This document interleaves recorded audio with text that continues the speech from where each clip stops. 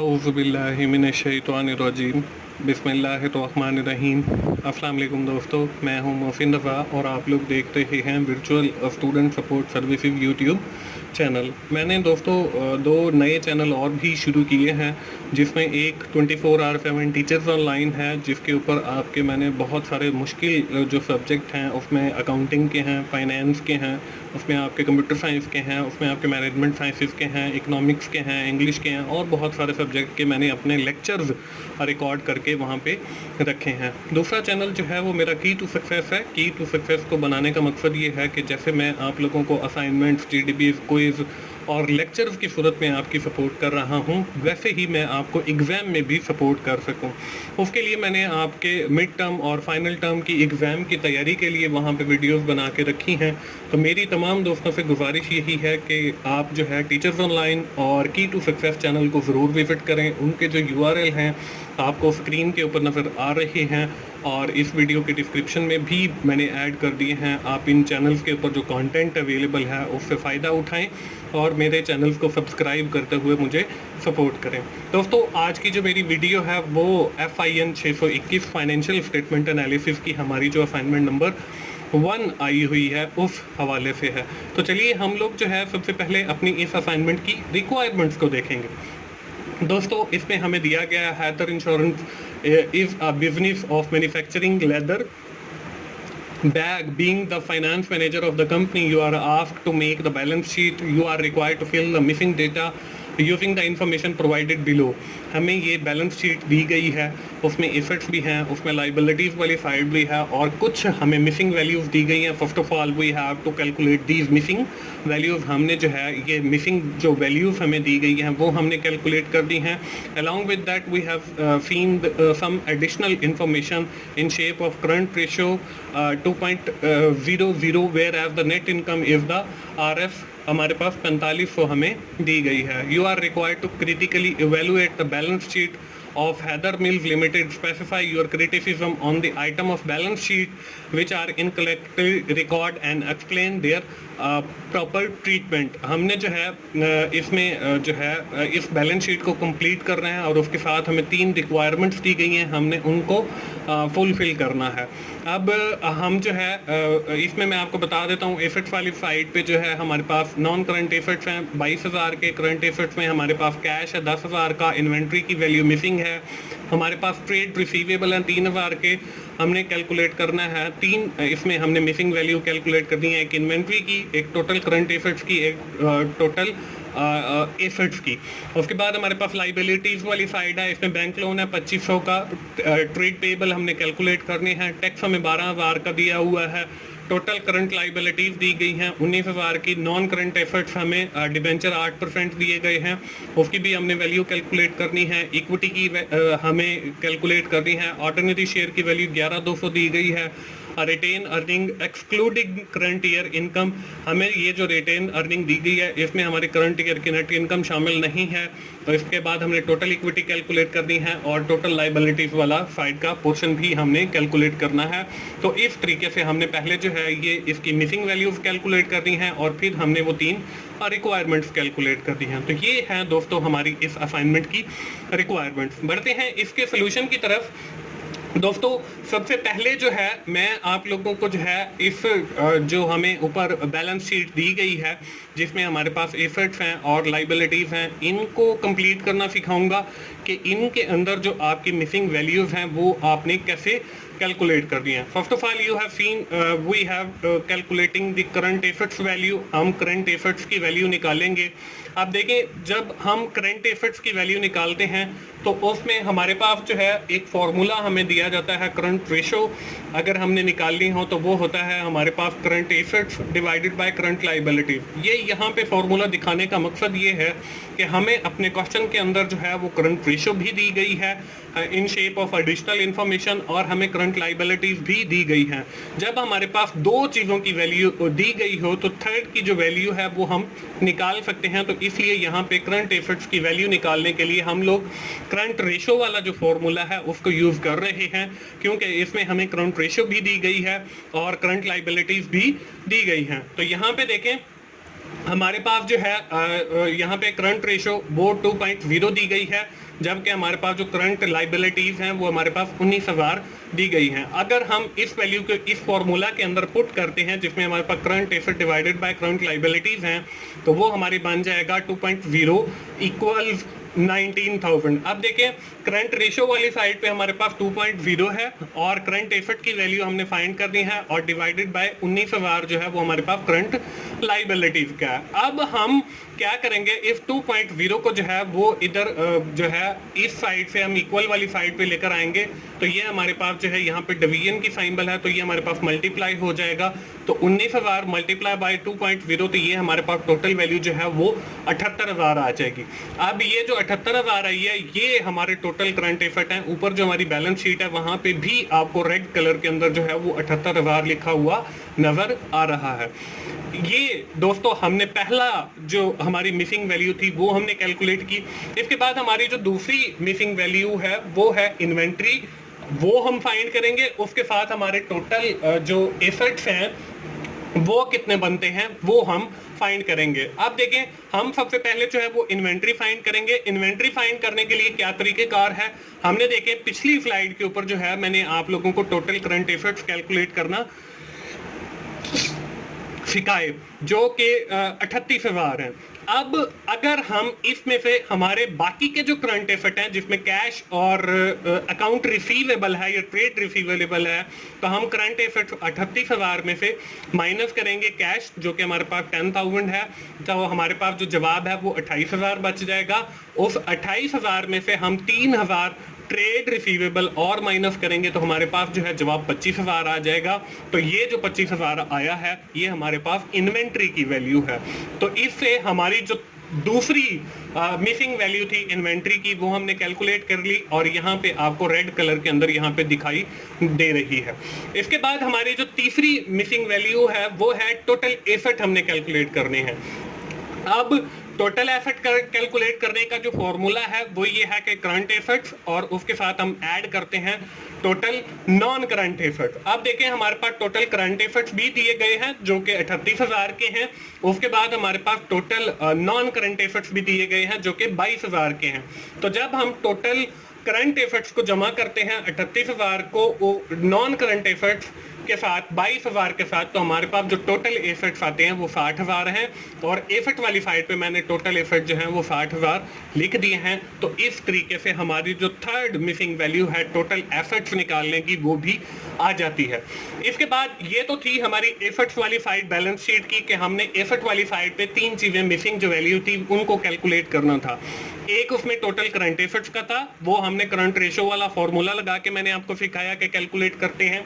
उसके बाद इन्वेंट्री का था, वो मैंने आपको बताया कि टोटल करंट एसेट्स माइनस आपके जितने भी आपके करंट एसेट्स हैं उसमें से निकाल देंगे तो वो आपके पास बाकी इन्वेंट्री बच जाएगा जो कि 25,000 है। उसके बाद हमने टोटल एसेट्स निकालने हैं, तो वो हमने क्या किया है करंट एसेट्स को जमा किया और उसके साथ ऐड किया नॉन करंट एसेट्स को जो कि 22,000 है। तो 38,000 जमा 22,000 तो वो हमारे पास टोटल जो है वो 60,000 बनता है। तो इस तरीके से हमारी जो एसेट्स वाली साइड है वो कंप्लीट हो जाती है और इसमें जितनी भी सारी मिसिंग वैल्यू थी वो भी कंप्लीट हो जाती है। इसके बाद हमारे पास आती है लाइबिलिटीज वाली साइड। अब लाइबिलिटीज वाली साइड के अंदर हमारे पास जो पहली मिसिंग वैल्यू है वो है ट्रेड पेएबल, कि हमारे जो अकाउंट्स पेएबल हैं वो कितने हैं ये हमने कैलकुलेट करना है और उसके साथ जो है इक्विटी को देखेंगे कि इक्विटी हम कैसे कैलकुलेट करते हैं। फर्स्ट ऑफ ऑल जो है हम अकाउंट पेएबल या ट्रेडेबल कैलकुलेट करेंगे। उनको कैलकुलेट करने से पहले मैं आप लोगों को दोस्तों बताता चलूं कि मेरा एक चैनल जो है वो 24/7 टीचर्स ऑनलाइन भी है जिसके ऊपर मेरे बहुत सारे सब्जेक्ट्स के लेक्चर्स अवेलेबल हैं। तो आप टीचर्स ऑनलाइन पे जाएं और वहां पे जो लेक्चर्स हैं आप उनसे जरूर फायदा उठाएं। उसका जो URL है वो आपको मैंने फर्स्ट स्क्रीन के ऊपर भी दिखाया था और इस वीडियो की डिस्क्रिप्शन में भी मैंने ऐड कर दिया है। तो अब जो है हम आते हैं वापस अपने ट्रेडेबल कैलकुलेट करने के ऊपर। तो हमारे जो अकाउंट्स पेएबल हैं ट्रेड पेएबल वो हम कैसे कैलकुलेट करते हैं। पहले जो है हमारे पास करंट लायबिलिटीज है जो कि दी गई है 19,000 की। जैसे हमने इन्वेंट्री को कैलकुलेट किया था कि हमारे टोटल करंट एसेट्स में से हमने बाकी के सारे जो हमारे करंट एसेट्स थे उनको माइनस कर दिया था, तो हमारे पास जो है वो इन्वेंट्री का पोर्शन आ गया था। इसी तरह हम करंट लायबिलिटीज 19,000 में से माइनस कर देंगे अपनी बाकी की जो हमारी करंट लायबिलिटीज हैं, तो वो हमारे पास ट्रेड पेएबल्स बच जाएंगे। अब यहाँ पे देखें करंट लायबिलिटीज 19,000, उसमें से हमने माइनस किया बैंक लोन 2500 का, उसमें से हमने माइनस किया टैक्स हमारे पास जो कि 12,000 का है वो माइनस करेंगे, तो हमारे पास जो बाकी बचेगा वो ट्रेड पेएबल जो कि 4500 है वो बच जाएगा, क्योंकि 19,000 में से हम 12,000 निकालेंगे तो 7,000, 7,000 में से 2500 निकालेंगे तो 4500 आ जाएगा। तो ये जो 4500 है ये हमारा अकाउंट पेएबल या ट्रेड पेएबल है, और यहाँ पे देखें मैंने रेड कलर के अंदर भी यहाँ पे लिख दिया। उसके बाद अगली जो हमारे पास मिसिंग वैल्यू है वो है इक्विटी में। अब इक्विटी कैसे कैलकुलेट करेंगे? अब सबसे पहले तो है ऑर्डिनरी शेयर 11,200 के, वो हमने ऑर्डिनरी शेयर यहाँ पे लिख दिए 11,200 के। इसके बाद अब हमारी आती है, इसके साथ हम ऐड करते हैं रिटेन अर्निंग को। अब रिटेन अर्निंग जो है वो हमारे पास जो है वो हमें 2800 दी गई है, तो हम जो है यहाँ पे 2800 ऐड नहीं करेंगे। उसकी वजह यह है कि इस रिटेन अर्निंग के साथ एक लाइन और लिखी हुई है जो कि लिखी हुई है एक्सक्लूड करंट ईयर इनकम, कि इस रिटेन अर्निंग के अंदर हमारी जो इस साल की इनकम है उसको जमा नहीं किया गया। तो हमारी जो रिटेन अर्निंग है अगर वो डिविडेंड की सूरत में हमारे शेयर होल्डर को दे दी जाएगी तो वो तो हमारी रिटेन अर्निंग का हिस्सा नहीं बनेगी। लेकिन अगर हम अपने शेयर होल्डर को वो डिविडेंड की सूरत में नहीं देते तो फिर वो हमारी जो इनकम है वो भी एज अ रिटेन अर्निंग हमारी बिजनेस के अंदर ऐड हो जाती है। अब हमारे इस बिजनेस की एडिशनल इंफॉर्मेशन के अंदर हमें ये बताया गया है कि हमारे जो करंट ईयर की नेट इनकम है वो 4500 है। तो यहाँ पे देखें 2800 दिया गया है, तो 2800 ऐड करेंगे हम रिटेन अर्निंग वाला, इसके साथ हमारा ऐड करेंगे अर्निंग जो कि हमारी करंट ईयर की है। आप चाहें तो 2800 जमा 4500 करके 7300 भी इसके अंदर ऐड कर सकते हो डायरेक्ट, या फिर आप ऐड रिटेन अर्निंग 2800 और जमा अर्निंग करंट ईयर की 4500। इन सब चीजों को जब आप ऐड करोगे तो आपके पास टोटल इक्विटी आ जाएगी जो कि 18,500 है। और यहाँ पे मैंने इस लाइबिलिटीज वाली साइड पे भी आपको रेड कलर में 18,500 लिखी हुई नजर आ रही है। मैं आपको फिर रिवाइज कर देता हूँ कि यहाँ पे सबसे पहले ऑर्डिनरी शेयर लिए जो कि 11,200 के हैं, फिर हमने रिटेन अर्निंग को लिया जो कि 2800 है, उसके साथ हमने जमा किया करंट ईयर का प्रॉफिट जो कि 4500 है। 2800 जमा 4500 ये 7300 बनता है।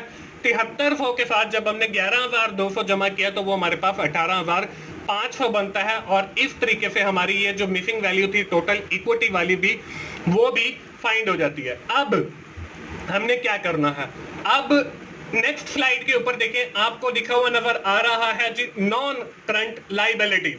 हमने सारी मिसिंग वैल्यूज ऑलमोस्ट कैलकुलेट कर ली हैं। अब हमने जो है वो सिर्फ नॉन करंट लाइबिलिटीज जो है हमारी वो कैलकुलेट करेंगे।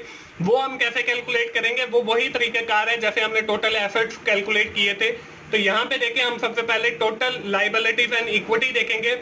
अब जो हमारी बैलेंस शीट होती है उसकी जो एसेट वाली साइड होती है वो बराबर होती है आपकी लाइबिलिटीज वाली साइड के या टोटल इक्विटी प्लस लाइबिलिटीज वाली साइड के। वैसे भी हमारी अकाउंटिंग इक्वेशन भी है assets is equal to liabilities plus owner equity, तो ये बिल्कुल सेम होती है। अब देखें, हमारी जो एसेट वाली साइड है उसमें हमारे पास जो टोटल है वो 60,000 है, तो हमने यहाँ पे 60,000 लिखा। उसके बाद जो हमारी लाइबिलिटीज वाली साइड है उसको भी हमने 60,000 कंसीडर कर लिया।